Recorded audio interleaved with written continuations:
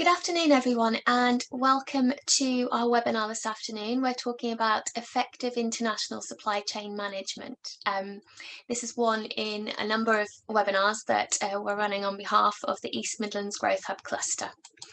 So in terms of what we're going to be covering today, we're going to be talking about global supply chain management, looking at some of the barriers, looking at supply chain management from a sector view. Regulatory compliance also is really quite important when we're looking at things from an international perspective. We'll be looking around some of the trends around sustainability in global supply chains, some of the advantages and drawbacks. And then obviously supply chains have been hit quite severely over the last couple of years, or the last year and a bit, with the COVID pandemic and also the UK's decision to leave the EU and the end of the transition period. So there has been a lot of impact. So we'll look at what that looks like and how it's impacted businesses. Then we'll look at some of the future trends. And as per usual, there should be time for you to submit your Q&A. So please put any questions that you have in the chat or in the Q&A box. But without further ado, I should have actually said, you know by now, it's Andrea from the Export Department. So Andrea Collins from the Export Department. I should have said that at the very beginning. But yeah, so let's crack on. So what is global supply chain management? So if you think about if we first of all make a comparison to local supply chain. So if you think a local supply chain will always look to optimize suppliers who are regional to that organization. So in some instances, organizations will look to leverage homegrown supply routes. So all suppliers feeding into that supply chain will be located within the country or the county or the country in which the organization is based. Or the supply chain can be even closer to the organisation and might even be within the same region, like I say, the same county, which often gives obviously a clearer visibility of the whole supply chain from a raw material perspective through to the consumer. So there's been a big shift over recent years towards local supply. So food producers in particular have been kind of central and pivotal to that movement. So more than half of UK consumers now, so some 55%, are stating that they prefer to buy local brands to help local and small producers. That's research that we obtained from 2019.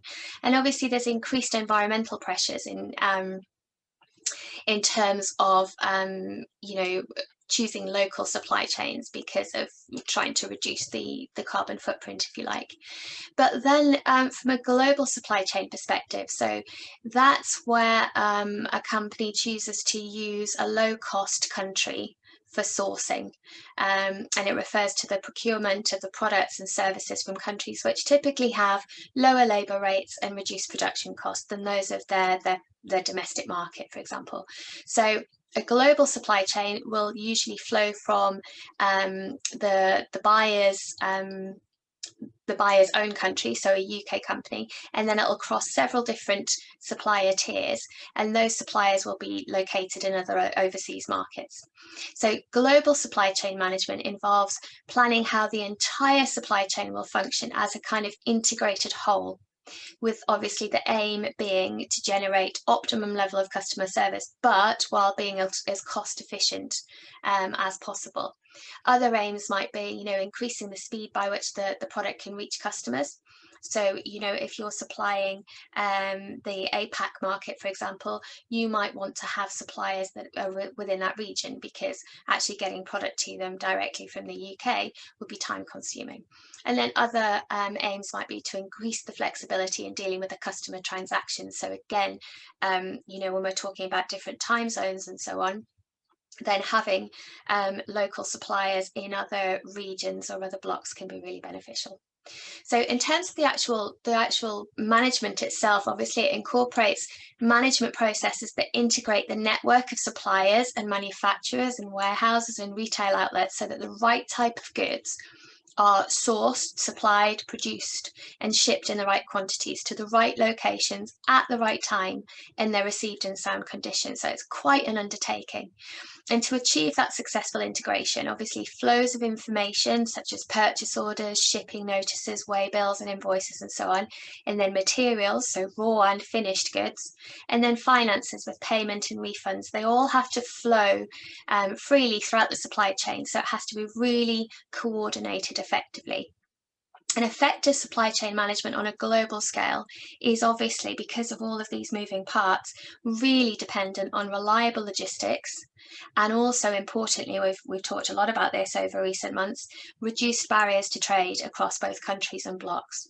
So those high trading barriers, some of which we were thinking we were going to face with the EU, and in actual fact we do face some with the EU as part of the UK-EU Trade and Cooperation Agreement, they can impact international supply chains, as you can imagine.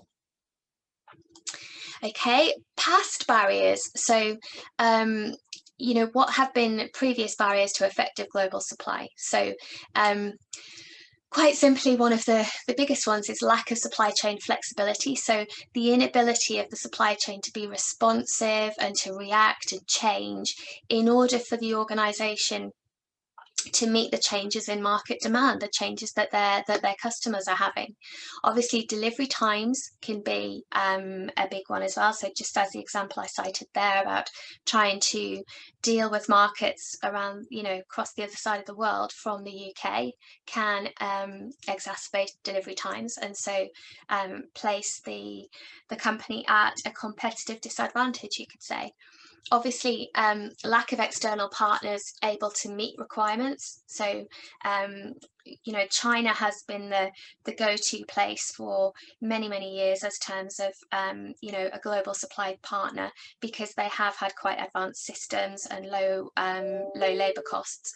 But actually, as things move forward, we're seeing other markets emerge as competitors for China. So, they're starting to invest in their infrastructure and their systems, but they still have the low labour cost that China doesn't have. So Vietnam is turning into being, chomping at the heels of China in terms of trying to take some of that manufacturing demand. But other product quality issues can be an issue as well. You lose a certain level of control when you outsource your manufacturing or you outsource your supply. So product quality needs to percolate towards the top in terms of your priorities. Obviously, threat to intellectual property, again, is something that used to be a much bigger issue a couple of decades ago, but countries like the Chinese government, they have cracked down in terms of that IP protection kind of thing and infringement on IP rights. But it is still what we would call a factor that needs to be, a risk factor that needs to be mitigated when we're talking about international trade. So there are a whole raft of potential barriers to international supply chain management. But as I say, with everything, wherever there's a barrier, wherever there's a risk, it can be mitigated. The other one that I would pick up on is regulatory compliance issues. So obviously, each country, each trading bloc has its own regulatory system. And that has to be navigated really quite well, and not just navigated initially when you start working with that market, but it should be something that's regularly reviewed. Because that compliance is absolutely key. In terms of the sector-specific view, so there are some sectors that are heavily reliant on those very resilient international supply chains. So food and drink is obviously one of them. So the UK imports half of its food, as well as something like 85% of its fresh fruit. So it's highly dependent on the likes of Spain and the Netherlands for vegetables and fruit. And it really relies on those frictionless borders, and obviously we don't have those frictionless borders with the EU anymore. And those companies that are reliant on sanitary and phytosanitary certification are really starting to feel the pain as a result of that. The mining sector as well, heavily reliant on global supply chains for the likes of machinery, equipment, component inputs, as well as outputs of raw material to its customers around the world. So mining industry heavily reliant. Electronics as well. So the spread of the COVID virus has made one thing abundantly clear, that across the technology, automotive, electronics, pharmaceutical, medical equipment, consumer goods and so on, nearly all supply chains lead back to China as the preeminent global provider of intermediate materials and components. So I think recognizing the risk that that dependency on China poses to national industries, some governments are offering manufacturers incentives to not exit China, but look at alternative markets that can help to make the supply chain more resilient and therefore ease the pain of that diversification. Textiles is another one. So obviously our Leicestershire-based businesses, big textile presence there.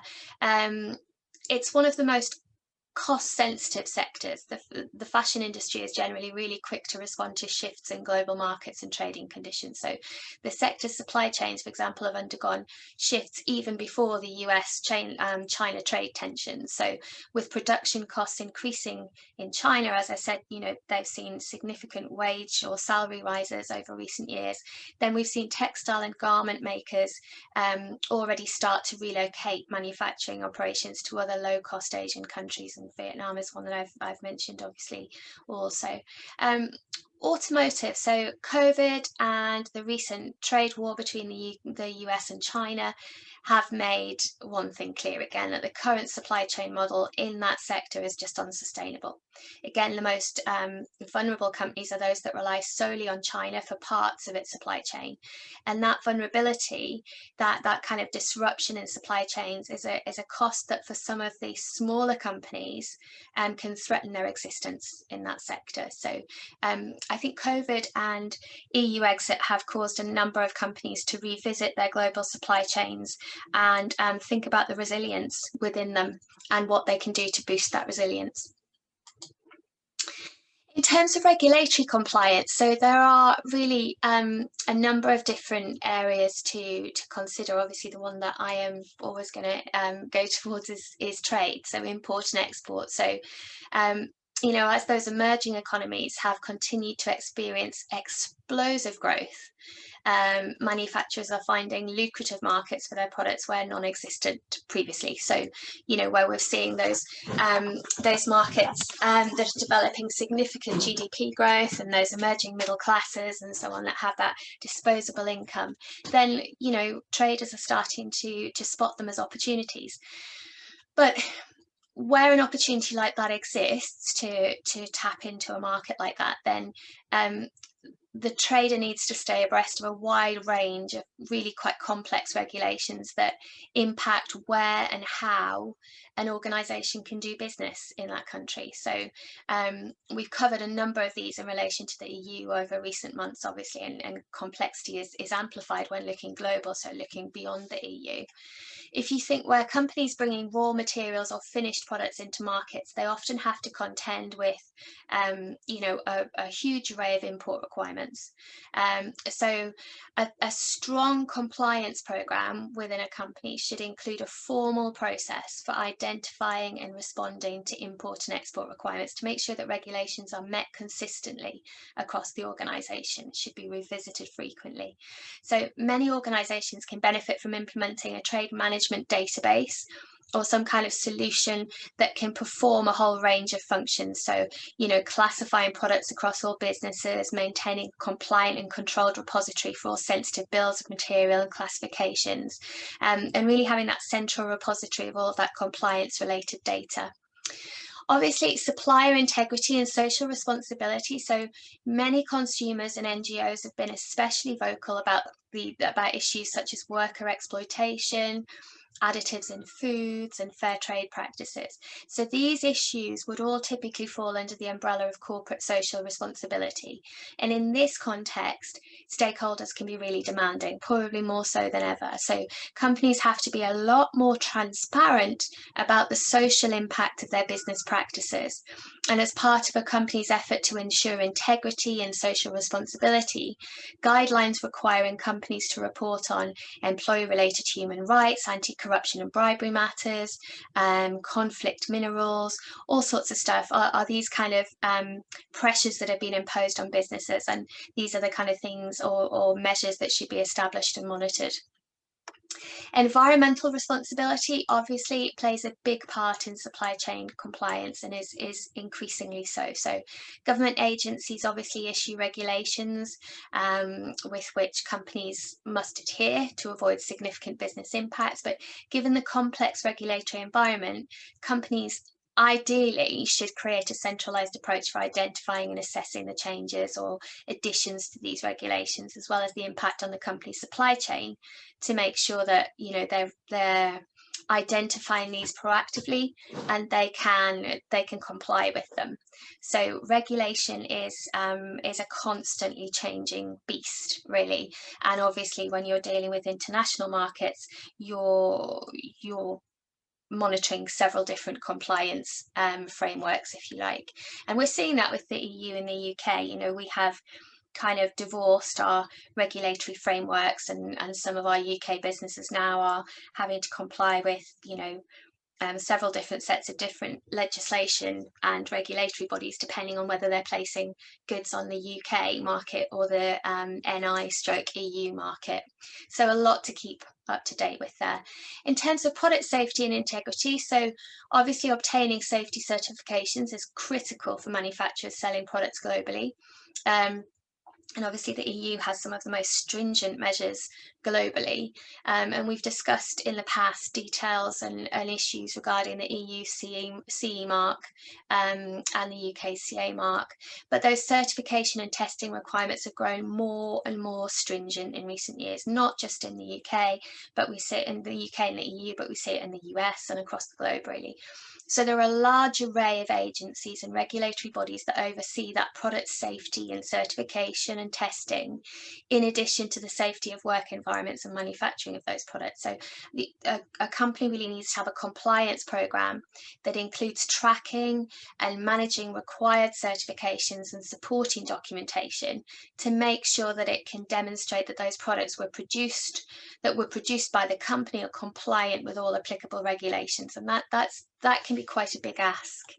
In terms of security, so the vulnerability of global supply chains was a real focus of quite intense scrutiny following the 9/11 terrorist attack on the Twin Towers. So the result was the launch of CTPAT, which stands for the Customs Trade Partnership Against Terrorism, which was launched in the US, and it's really since inspired a raft of similar global trusted trader programs like the Authorized Economic Operator program, AEO program, you might have heard of here in the UK, that has a specific focus on safety and security of supply chains, as well as that customs compliance element. So as supply chains become increasingly more tech savvy, there's a continued exposure to things like security threats, both digital and physical in nature. And it's really critical to include within a robust compliance program a kind of process for managing and monitoring those cybersecurity threats and risks. So, in turn, by developing that program, you can ensure that your use of technology as it increases, that there's a dedicated approach to keeping the company's supply chain and related data secure. Technical regulations, so the quite increasingly innovative use of materials introduces product design complexity that then presents challenges regarding the identification and interpretation of technical regulations. So companies require full disclosure from their suppliers to ensure that they're labeling their products correctly, and that compliance processes and the whole rationale behind them are documented correctly, that clearly state the kind of technical requirements and that they're interpreted and implemented correctly. In terms of labour and employment, so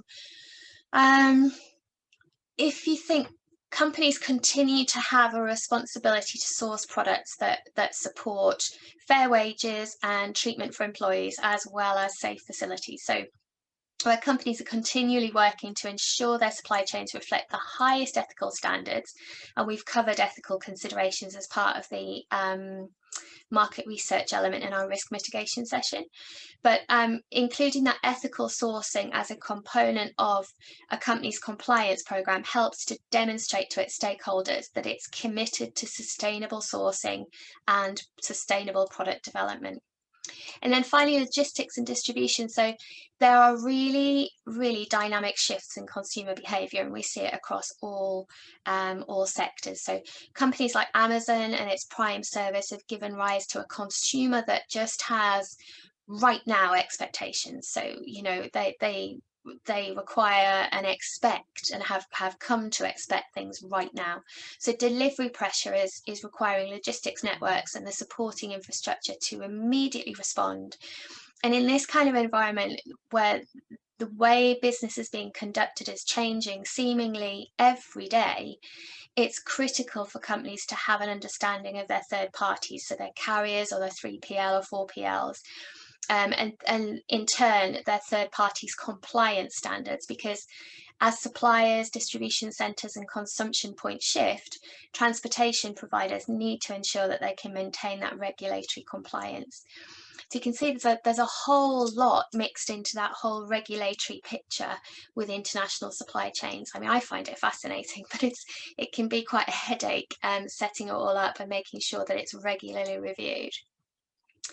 In terms of sustainability, so obviously that's becoming a big focal point. As we see here, you know, that 90% figure needs to be addressed. So what can be done? Well, you know, we talk about mapping the entire supply chain. So little, if nothing, can be accomplished within a supply chain if you just don't have full visibility of it. So actually, shockingly few companies actually have detailed views of their entire supply chain, which are obviously more complex than ever on a global scale when they're on a global scale.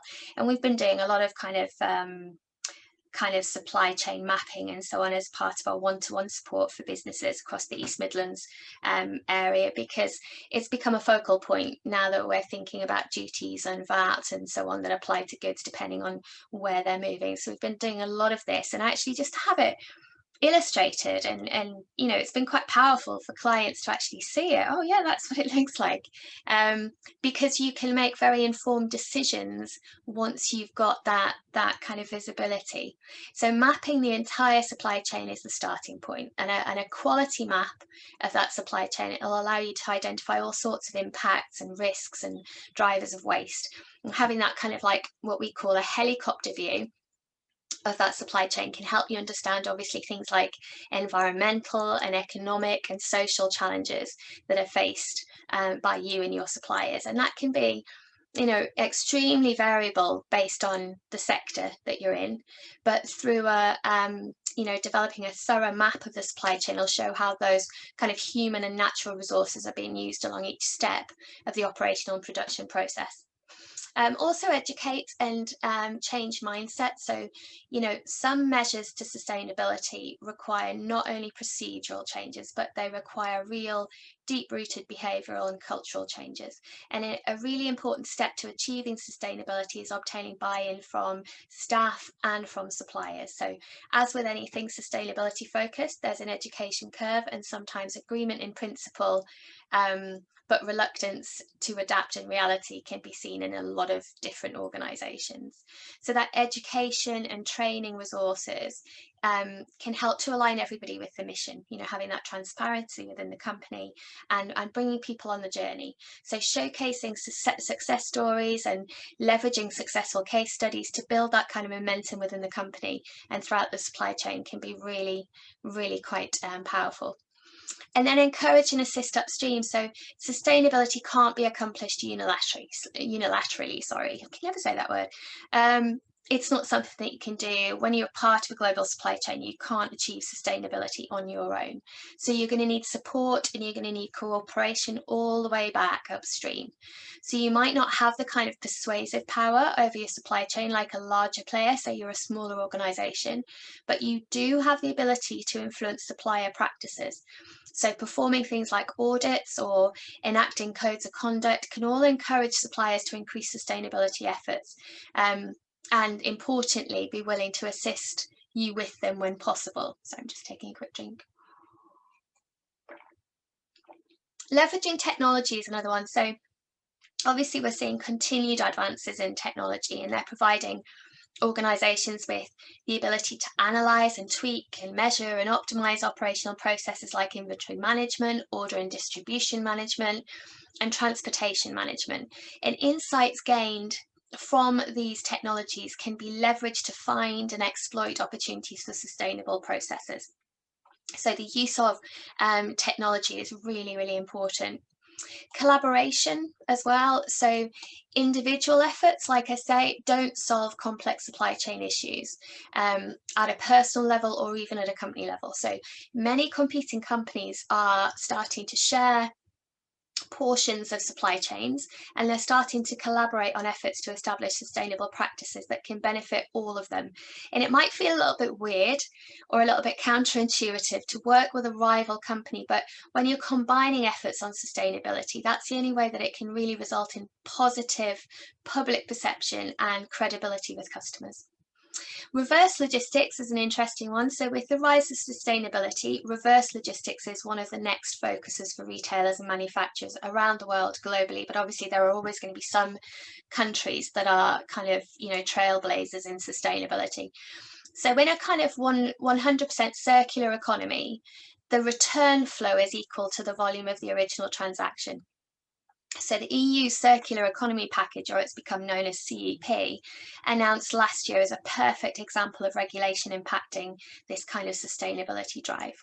So reverse logistics is going to be a real trend moving forward. And then building on success. So, we're all used to tracking financial objectives such as revenue and profit, but there's a need to develop sustainability objectives and track their success as well. So when you build on those successes and use them as springboards for further development, then you kind of take people on that journey with you. As we know, and as I've said, sustainability can't be accomplished overnight. It won't be done with kind of short-sighted or apathetic effort, shall we say.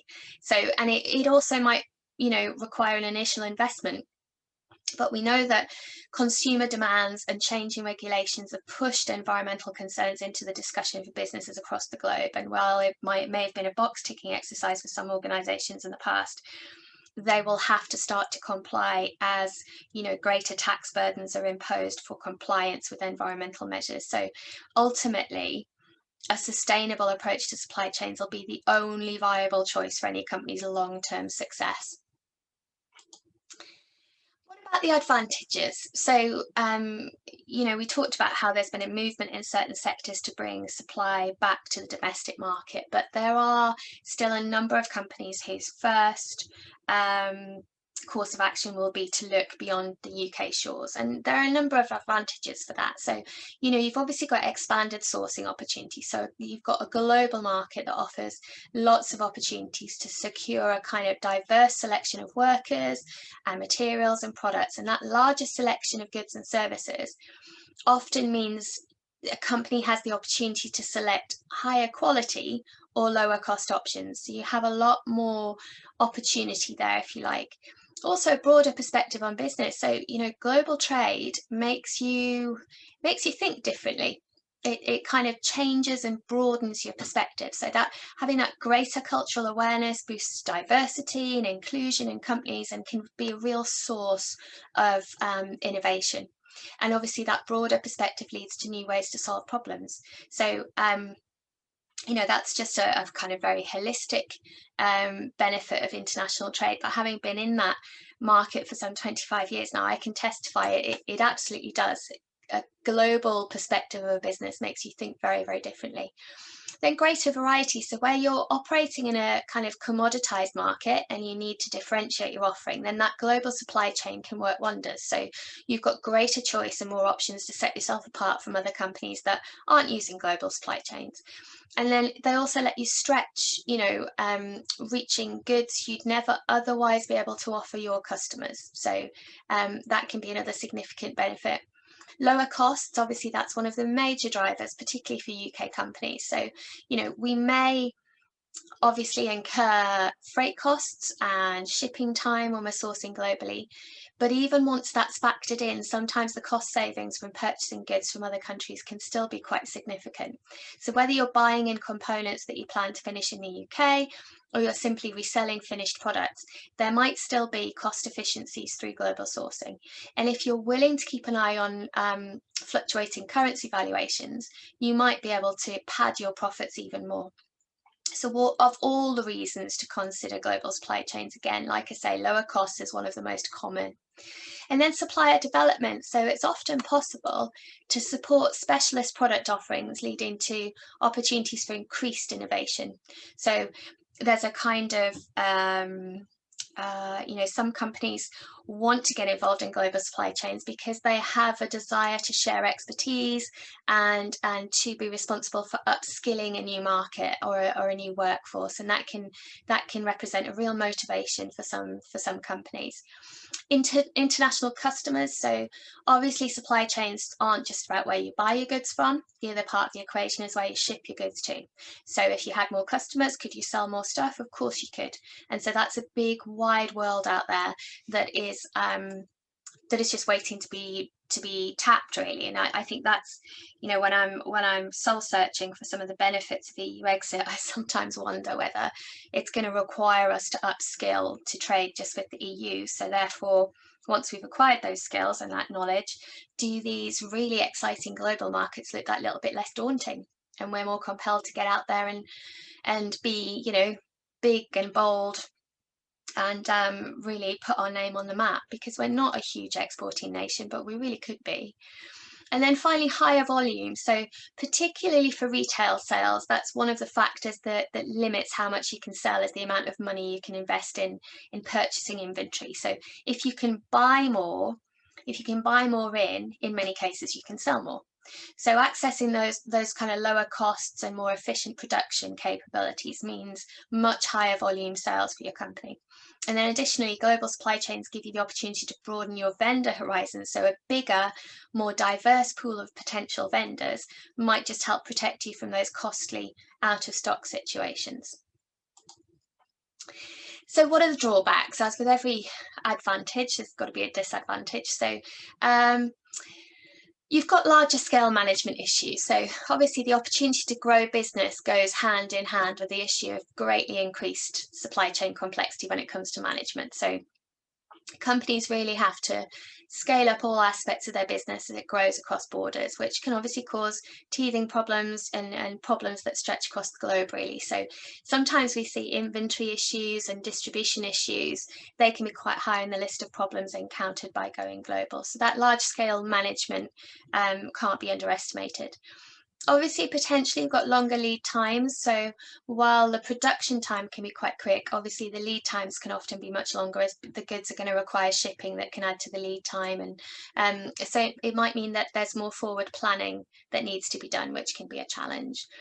Reputational risk. So if you're not doing, and this goes back to mitigating risk session that we had, and doing our research and planning, without sufficient research and due diligence, obviously you're going to expose yourselves to brand and financial risk, and they can be substantially increased with those overseas markets, particularly those emerging markets where you're going to see those lower costs and so on. So that research plan is really, really important. Then you've got the drawbacks potentially of fluctuations in exchange rates. So you really have to be quite savvy, quite on the ball, to have them play to your advantage, because obviously global markets are more susceptible to those kind of regional influences that can impact trading markets. So exchange rates are something that you have to be prepared to tackle head on, really, with global supply chains. And then you can have challenges in communication. So there needs to be really careful consideration of terminology and the type of communication methods used when you're interfacing with a global supplier, just to ensure that information is interpreted correctly. So that communication is really, really important. Increased risk exposure. So, careful research, again, needs to be done on the social, the political and the economic status of the actual supply country. And we covered a lot of that in our previous session, obviously. And because the supply chain spans over multiple countries, there's obviously increased risk of unrest in some countries having a direct impact on your supply chain. So we're all, very familiar with the strife in Myanmar at the moment, and um, it it's so painful because that country is ripe for development and being brought into the 21st century after having experienced decades of sanctions. But hey, that's where we're at the moment. Global competition. So you're not the only entity with access to supplies, products, and labour around the world. So you now have a lot of competition that's scattered across the globe.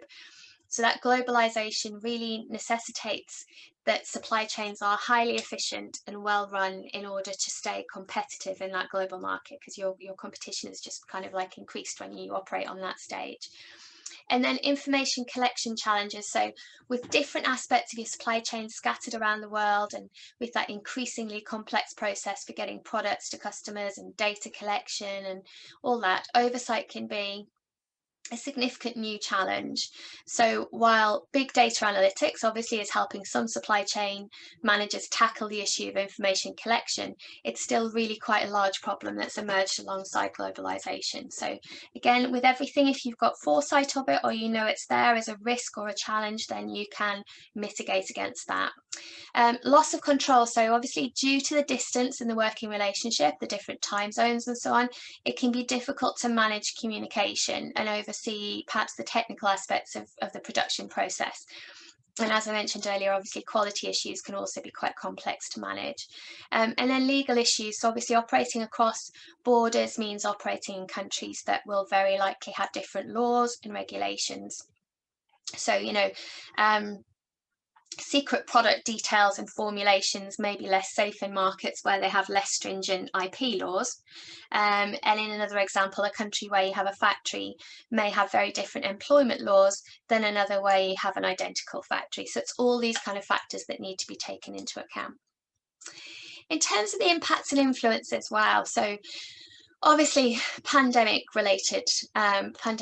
disruptions related to COVID. I mean, I don't know how many companies would have had, COVID in their risk register, but without a doubt, the supply chain has been probably forever changed, actually, significantly impacted by the COVID virus. In previous years, as businesses have struggled with, component shortages and global trade uncertainty and logistics constraints, COVID has amplified these challenges to completely new levels. So as, the kind of worldwide lockdowns, new waves of the virus, and then other pandemic related issues have arisen, global enterprises and small businesses have had to navigate their way through really turbulent conditions. So COVID has had an immense impact.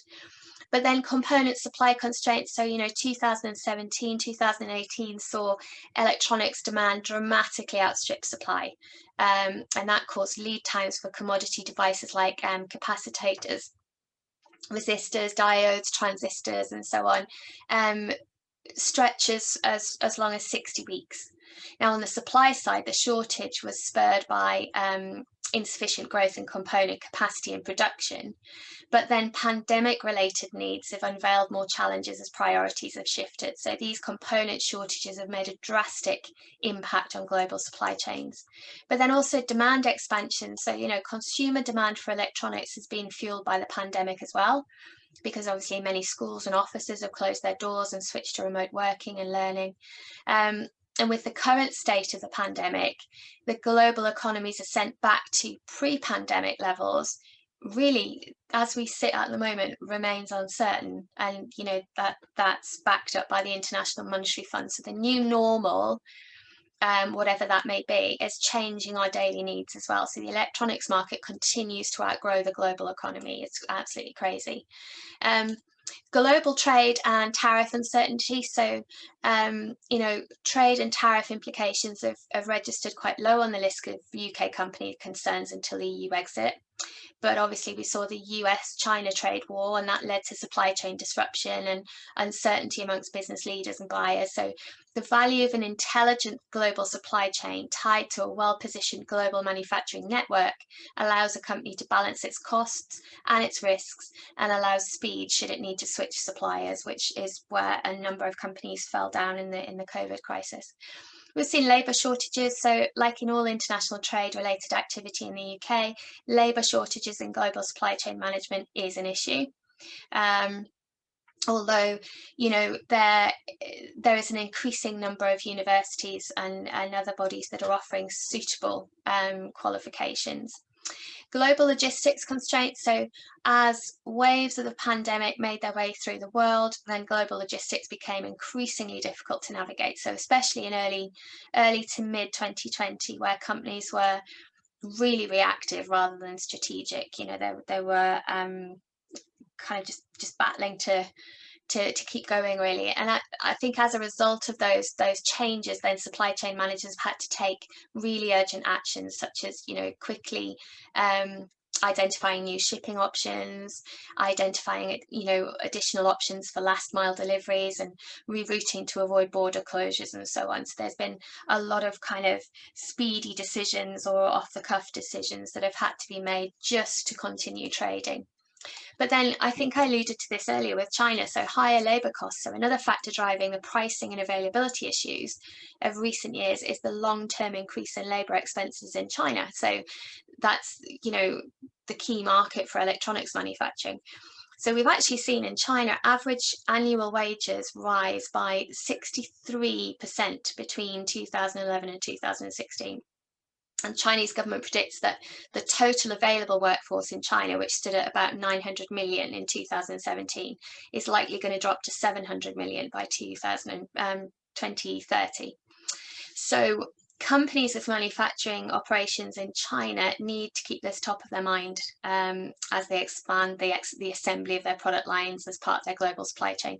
Some companies are looking, like I say, to alternatives in Vietnam, but also Eastern Europe as well. The Eastern European wages are comparable to those in China now, so Eastern Europe looks quite attractive, not least because it's closer to the UK in terms of proximity. But then we're seeing rapid technology transitions as well. So beyond COVID, makers of several critical components are shifting their manufacturing resources away from low margin legacy products and towards more advanced and higher cost devices. And the impact on those companies is significant when those companies are relying on those legacy parts. So huge shifts and influences that we're seeing on a global scale. The impact of EU exit, obviously we're living and breathing that for real now. So we've got what the government positioned as tariff and quota-free access to the EU. We now have a situation whereby it's the rules of origin that are governing that preferential access to the EU and their preferential access to the UK. So free circulation of goods is gone. We're now operating dual regulatory systems in a number of different sectors, which adds to a level of complexity, particularly for small businesses that don't have the resource or the headcount to be able to dedicate specific individuals to those regulatory compliance issues. There's been little equivalence, you know, kind of agreed between the two parties. So, you know, we're still waiting to hear on financial services and equivalents on those that would, you know, try and replicate what we had under passporting rights. We've seen no equivalents on sanitary and phytosanitary controls, which is causing a huge amount of pain for our exporters, not so much our importers, because we're not imposing the same import restrictions on the EU yet until, well, they've been pushed back until October. Obviously, those customs formalities and border controls, the additional documentation, together with the cost of raising that documentation, is causing pain. Obviously, dealing with VAT on an import perspective, and also understanding how VAT is treated by trade customers and consumers in the EU. We're seeing huge increases in logistics costs, and I can't put that down just to EU exit. That is very much COVID as well. So we're seeing, you know, some clients that are bringing in goods from China and Thailand are seeing some 5 to 6 times the level of shipping cost to what they saw pre-COVID, which is having a devastating impact on margins. And there's absolutely no doubt that the EU has, unfortunately, due to the nature of the relationship that we've got, or the nature of the trade agreement we've got, it's more burdensome and expensive to source from and supply to than the rest of the world at the minute. And that seems absolutely crazy, but that's the situation we're in. And I do think it will settle down over time. We need to find our rhythm, find our feet, and then it will just become this new way of trading. But there's no doubt the establishment of those customs formalities and border controls and lack of equivalence and the requirement for certification and so on has added a huge layer of complexity. And we know that a number of traders have scaled back, certainly their exports into the EU as a result. So the impact of COVID, so obviously, as I mentioned before, probably the most devastating impact so far. So certainly manufacturing issues in China. So, you know, it would be really remiss of me to talk about those issues affecting global supply chains without really taking a bit of a deeper dive into China. So obviously earlier in the year, analysts warned that manufacturing activity in China would face significant disruption due to COVID. So if you think about just our reliance, I mean, Apple has 10,000 direct employees in China, with almost all of its flagship iPhone products being made in the country. And similarly, US car manufacturer Ford relies on 9 auto manufacturer facilities in China. So, in fact, as I mentioned earlier, with the auto sector, the auto manufacturers are one of the industries that have been hardest hit due to part shortages. And over the years, you know, China's share of global exports has more than doubled. So we've seen it go from 6% in 2003 to nearly 13% in 2018. But in the past, where China's been viewed as only producing low-end, low-value products, in actual fact today, in supply chains, it's probably the manufacture of many of the high-end products, meaning the impact on supply chains has been, and I think will continue to be, significant. But similarly, we've seen a slowdown in China affects global economy. So the country accounted for just over 4% of global GDP in 2003. But by 2018, it accounted for nearly 16%. So the global supply chain is not just vulnerable to China's position in the world as the largest producer of goods and parts, but also as the world's second largest consumer. So weaker demand from China further complicates the impact on global supply chains. But we've seen hygiene practices slowing down supply chains as well. So as we've seen more stringent health and safety practices that have been put in place, we're thinking they may likely stay in place until near eradication of COVID. It's a long time before we can safely, wave goodbye to new hand washing procedures and social distancing guidelines and so on. And even once the COVID pandemic is under control, we can expect actually many measures, and actually some companies have come forward and said this, many measures to be adopted for the long term, because there is some thought that that those kind of improved hygiene measures could reduce labour absence caused by contagious diseases and viruses like the common cold and flu. And those minor illnesses are responsible for a staggering number of sick days in the UK. So I think that our working environments and conditions have changed, at least for the short to medium term. Obviously, COVID's impact on logistics was significant. So we've seen increased use of freight trains. So the UK introduced rail freight to transport essential supplies such as food and medical consumables across the country. Trains that ferry groups between China and Europe also increased from 15% to 18%. We've seen a broadening and localization of supplier choices. So as I said earlier, price is often the determining factor when it comes to choosing suppliers.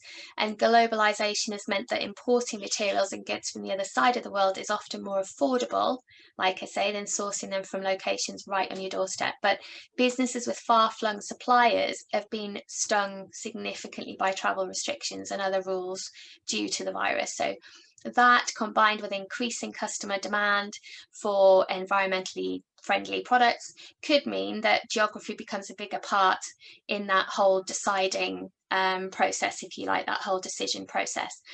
Plus, governments around the world keen to recover jobs and economies could hit the brakes on globalization for the long term by implementing tariffs and other regulatory measures. We're not necessarily seeing that, it's just out there as a potential risk. And I think that combined with other global trade disruptors such as EU exit could actually make outsourcing more challenging. So last year, experts were already recognizing increased interest in reshoring, especially in the US. But much of that I think was due to Trump's presidency at that point. He was very protectionist and very much America first, and didn't have a great international outlook. But there was a big push towards reshoring of activities. But we're seeing it in other developed economies as well, where there's pressure to re-examine sourcing strategy to promote bringing manufacturing back, or at least closer to home. So the crisis has also highlighted the benefits of diversification. So, those companies with all their eggs in one basket generally suffered more than those who had multiple routes and relationships that they could harness and count upon. So we're likely to see businesses enlisting more suppliers to kind of build that resilience, to ensure that their supply chain is more resilient. All of this obviously could present great opportunities for new businesses to plug gaps in the supply chain. And while some bigger suppliers will no doubt lose out, you'll see a more diverse customer base emerging that makes for ultimately a more secure business. We've seen enhanced digitalization as a result of the COVID pandemic as well. So there's been an increased use of online systems. I mean, I remember back in March thinking that Microsoft Teams would just fall over one day, but it hasn't, touch wood. So those increased use of online systems and those that allow customers to book their freight transportation online. Linius, a company from Belgium, adopted that particular process to keep operating throughout the pandemic. But also some organizations have quickly adapted by restructuring so customers can get what they want in a timely fashion. We've seen a massive increase in the use of e-commerce. So obviously people staying at home and not moving around as much, that's really impacted the e-commerce sector. So companies that never used to have websites quickly set them up to allow customers to have access to the goods they required. And there was a study conducted by ACI Worldwide on global online transactions, and they reported a 209% increase in e-transactions amongst sellers and buyers in April alone. And that was obviously when the pandemic was really digging in, really setting in. And then obviously additionally, to minimize disease transmissions and so on, there was also a rise in non-contact deliveries and stuff, which is all ties into that. Touching back on reshoring manufacturing again, which I touched on a little bit. So manufacturers also, throughout this period of COVID have seen a need to cut their long supply chain. So a good example is Germany and France that teamed up to establish an electric car battery company to be based in Europe to minimize sourcing of batteries from Asia. So collaboration there at a local level to reduce reliance on those further away countries. In terms of future trends, so we're going to see a lot more automation. So while the world deals with more global problems, they're more significant than ever, then the stress on mechanical efficiency is ever increasing. So that kind of having that end-to-end pragmatic use of automation is needed to drive scalable efficiency. So automation, it's not going to make human labor obsolete. But what it does do is it frees human labour from those repetitive tasks and allows that vital talent, if you like, those people to work on more critical decision making. So we're going to see more increased use of robots, AI, supply and smart contracts and so on. Blockchain is another interesting one. So for many years, blockchain's been touted as the next big thing for the supply chain industry. And while the implementation has not been as fast as we might have expected, it has carved a niche for itself.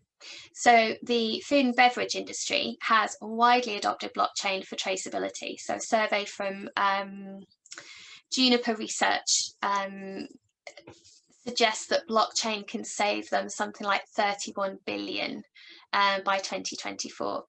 And the technology will definitely expand its reach in the coming years. And, there are some advantages of using it in supply chains. There's transparency. So obviously the primary use of blockchain in the supply chain industry is for the transparency that it offers. So with the help of blockchain, all end-to-end data can be combined on a single platform and be available to everyone with the right access. And that obviously allows carriers, forwarders, logistics and shipping companies access to all of the same information. So hugely valuable. I suppose in simple words, it allows for that streamlining of data, but boosts that transparency across the entire supply chain. But then also data storage, the blockchain acts as a digital ledger. So it's immutable and incorruptible. Obviously, information once stored on a blockchain can't be altered or manipulated. So for sensitive data like invoices and say the bill of lading, where security is a priority, then blockchain can help there. Using blockchain for those data storage requirements across the supply chain will be we'll see it kind of like a broader adoption, I think, in the coming years. But then also payments. So the payments aspect of blockchain has probably not been greatly utilized, but it certainly has potential. So if you think about in the case of cross-border trade, cryptocurrencies could be a powerful tool for quickly settling payments. Smart contracts and cryptocurrencies can really work together to automate payments at various stages of the supply chain. So that will have a major impact on efficiency. But also smart warehouses. So this will be an increasing trend. So the overall push in the supply chain seems to be towards making smarter warehouses. So the term smarter effectively implies a better and more efficient way of doing things with the aid of technology. So while the concept talks about warehouses, smart warehouses actually encompasses the entire supply chain end to end. So we also see the Internet of Things is one of the technologies that's only started giving a high return on investment to the supply chain industry. So in the cold chains, Internet of Things facilitates continuous monitoring of temperature from remote locations. The pharmaceutical industry, which has suffered from a similar problem of temperature controls, also started adopting the Internet of Things and blockchain for better transparency. But it's only really the beginning. I think, the two together have a vast potential of increasing visibility across the supply chain, and having that continuous monitoring 24/7. The data could be used for analytics that help in future decision making and so on. But then location tracking. So another aspect of smarter warehouses is keeping track of the shipment across the entire supply chain. And we've got a number of clients, and I think it's just as Brexit beds in at the minute, but a number of clients are getting calls from their suppliers saying, have the goods arrived yet? Because they just don't have that visibility at the minute. But smarter warehouses, you're going to have that tracking across the entire supply chain. So that's with the help of things like geotagging and GPS. Companies could also preset specific actions that would be triggered when the shipment reaches a particular location and so on. So we already see GPS used in the supply chain industry, but geotagging will start to become more common soon. And then flexible supply chains. So dozens of factors work across the supply chain end to end. So traditionally, any one of those factors could hamper the entire supply chain and cause huge losses. But today, the supply chain industry is moving towards greater flexibility. So a certain agility that could absorb minor issues or foresee future upheavals and customize according to customer requirements. Machine learning and analytics. So traditionally, machine learning is used with AI for automating tasks, but a new trend of embedded machine learning could potentially be a game changer. So in warehouse management, machine learning can offer insights like time required for specific tasks and inventory requirements. But on the other end, machine learning could be deployed in the transportation and performance of analytics. So the insights from it can really help freight companies to save costs and improve efficiency. And then layering or integration of technology. So for many years, the supply chain industry has treated technology like any other service, and it started to change now. It started to change today. So with every service in the supply chain, uses technology, and at the same time the integration of those technologies has become an essential goal for service providers, and that trend started to show real tangible results, and it will continue. So technologies from distinct operations within the supply chain, if correctly integrated, can only improve efficiency. So for instance, logistics companies can benefit from blockchain in the form of SaaS without need for a particular blockchain infrastructure. So we'll see huge developments in that respect. And then we'll see stronger collaboration within the supply chain. So solid procurement practices and stronger relationships with suppliers is going to be a priority in the future. So, the procurement department can utilize the business data on suppliers to enhance supply chain decisions, such as supplier evaluation and recommendations of the best business partners and so on. More focus on risk management and supply chain resilience. So there's no doubt that companies have to seriously consider supply chain risk management as a way of preparing for undesirable events like COVID, like EU exit and so on. And the increasing outsourcing practices, offshoring, product versatility, supply chain security, and it's kind of substantial interdependence throughout the supply chain further accentuate the importance of dealing with risks in that chain. No matter how much risk mitigation there is, you can't prevent against everything happening. Like I say, how many people had COVID in their risk register? I'm just conscious of time, so I'm going to whiz through another couple of points. So circular supply chain, I did want to mention. So if you think the term linear supply chain refers to the conventional concept where goods flow linearly from raw materials to finished products. Modern logistic practices focus on the circular supply chain concept, so involving the use of previously used products as raw material. So the reuse of products and material is known as reverse logistics. And it's it's an innovative approach, and it helps companies reduce obviously administrative and transportation costs, but also feeds well into that higher sustainability, better customer service and loyalty, and creates that kind of value and can conserve resources.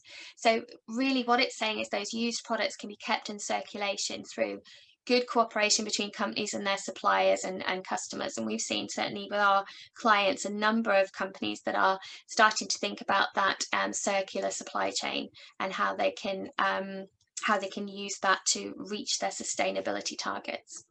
So flip on to the next one. So I wanted to talk about risk and resilience and so on. So in terms of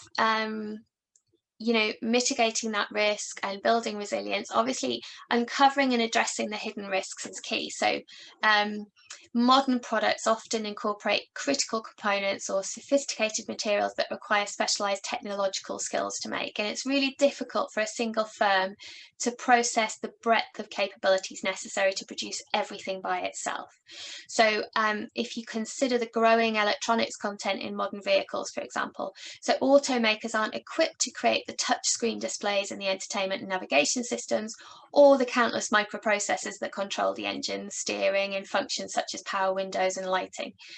Another more arcane example is a group of chemicals known as nucleosides or phosphoramides, and the associated reagents that are used for creating DNA and RNA sequences. And they're essential for all companies developing DNA or mRNA-based COVID-19 vaccines and DNA-based drug therapies. But many of the key precursor materials come from South Korea and China. So there are situations whereby, you're always going to be dependent on other markets, and, the supply from within your own market just isn't possible. Identifying your vulnerabilities, so understand where the risks lie so that your company can protect itself. And you may have to do a lot of digging to uncover what those are, but it requires going beyond the kind of first and second tiers of your supply chain and mapping the full supply chain, so including distribution, facilities and transportation hubs and so on. And it can be time consuming, and it can be expensive if you outsource it. Which is why some firms focus their attention only on strategic direct suppliers that account for kind of large amounts of their expenditures. But a surprise disruption can bring your business to a halt. and it, having that full visibility can't be underestimated. Diversity or diversifying your supply chain. So the obvious way to address heavy dependence on one medium or one high risk source, so a single factory or a single supplier or region, is going to be to add more resources in locations not so vulnerable to the same risks. So the US-China trade war, as I said earlier, has motivated a number of companies to shift to a China plus one strategy of spreading production between China and a Southeast Asian country such as Vietnam, Indonesia or Thailand. But region-wide problems like the 1997 Asian financial crisis or the 2004 tsunami argue for broader geographic diversification, because that was an example where immediate neighbours to that one country were also impacted. Hold immediate inventory or safety stock. I mean, that sounds logical, but you'd be amazed how few companies actually do it. So if alternative suppliers aren't immediately available, then you should look to determine how much extra stock you have to hold in the interim and in what form and where along the value chain.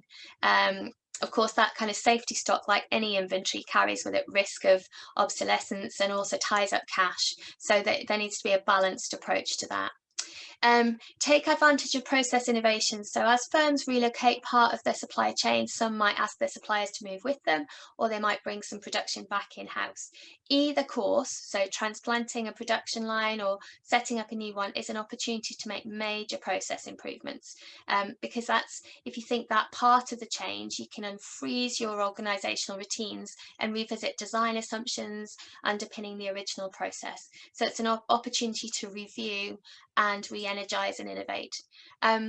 And then revisit the trade-off between product variety and capacity flexibility. So during the pandemic, when demand surged in so many product categories, manufacturers really struggled to shift from supplying one market segment to supplying another, or from making one kind of product to making another. And a case in point is for example, the US groceries market, where companies had difficulty adjusting to the plunge in demand from restaurants and cafes and the rise in consumer demand. So again, it's about kind of a blank piece of paper and mapping out all the potential things that could go wrong and how you're going to mitigate against those risks. And then finally, my final slide, you'll be delighted to know, is just about optimizing global supply chains. So obviously we've talked a little bit about flexibility. So agility has always been important in supply chains. And this trait has to trickle down to the next generation supply chains, because they should be able to react to sudden changing circumstances in the operating environment. And any kind of unpredictable or devastating incident, such as a natural disaster or a pandemic, for example, or a political or economic instability, has the potential to overthrow supply chains. But when they're flexible, or they have strong risk management programs in place and intelligent decision support systems, and they're demand driven, then next generation supply chains can really thrive even in those most challenging and competitive environments. Supply chain digitization, we touched on at the very beginning. So digitization of the supply chain, encompassing all efforts to integrate corporate systems into a unified whole, as well as implementing new digital technologies, will continue to be a priority. And PwC claims that the goal of digitalization is to be smart, is to have a smart, efficient supply chain ecosystem that demolishes silos, creates transparency, and enhances responsiveness. And PwC there's a fantastic article that they've written. It talks about they envisage a digital environment that does away with manual processes and provides a single view of the organization. So it encompasses initiatives for creating paperless systems, right through to techniques for modeling supply chain networks and creating what-if scenarios. And speed of delivery. So obviously speed is the essence of the next generation of supply chain. It'll become more and more critical for supply chains to be able to respond to demands as quickly as they can, in order to ensure that retailers are getting quick delivery of goods, and other key members of the supply chain are equally as well served. And companies will want to have a stock of products as soon as they're needed, and they'll want to be able to move stock in a far shorter period of time. So speed of delivery continues to be a major driver. And then global reach. So long gone are the days where companies could locally limit the delivery of their goods. So thanks to the internet, you can expand supply chains on a real global scale now. But at the same time, it's possible for global supply chains to react at a local level. So next generation chains have to know how to create global hubs that are not only effective but can also supply products locally without needing to transport them across the world for just a few orders. Optimized inventory. So the trick with efficient inventory management is that you should always have just the right amount of stock in the warehouse. Having too much is going to result in expired and unsold stock, while having too little will almost always ensure that you don't have enough stock when it's urgently needed. So that really calls for optimizing inventory so that your supply chain can always meet demand. And the quantity of stock has to be dictated by the current consumer behavior or those buying trends or that local demand for the product. And one way you can optimize inventory in any supply chain is by incorporating various tools such as industrial weighing scales and truck scales and so on.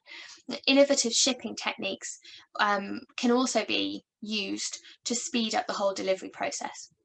Go green and sustainable. So try to have, where possible, a green supply chain which doesn't impact the environment negatively. So ensure you don't put any kind of pressure on the environment during any stage of the supply chain, but at the same time make sure that the supply chain is sustainable as well. So practices like utilizing raw materials in a sustainable manner, making eco-friendly packaging, and using alternative energy sources to run the manufacturing plant and supply chain will go a long way in ensuring that the next generation supply chains are sustainable. And then proactive strategy. So supply chain should be proactive in case of disruption, so sudden changes or potential disasters, and utilizing data modeling and research, you can gain those kind of insights and knowledge into how you should be prepared for such events. And by being proactive, you can ensure that you're able to offer great service at all times and that you don't get tangled with excuses that kind of hinder your ability to deliver when needed. And then finally, innovation. So every supply chain should embrace innovation and technology, and those companies that incorporate the latest technology in their supply chains ensure that they stay competitive and they're able to offer excellent services at all stages. So modifications can be small or large, but you must constantly try to incorporate innovative approaches across various functions and supply chain processes. And that really is it for me, folks. I'm afraid I've taken an hour and 12 minutes of your time, and it's time you'll never get back. And please do forgive me. I cannot see any questions at this stage. So what I would say is thank you ever so much for your time again today. Do join me on the 13th of April, same time, 2 o'clock, when we'll be talking about rules of origin. And please do share the link with any colleagues or companies from outside of the East Midlands area. You're very welcome to join us. Okay, thanks ever so much, everyone. Enjoy the rest of your day.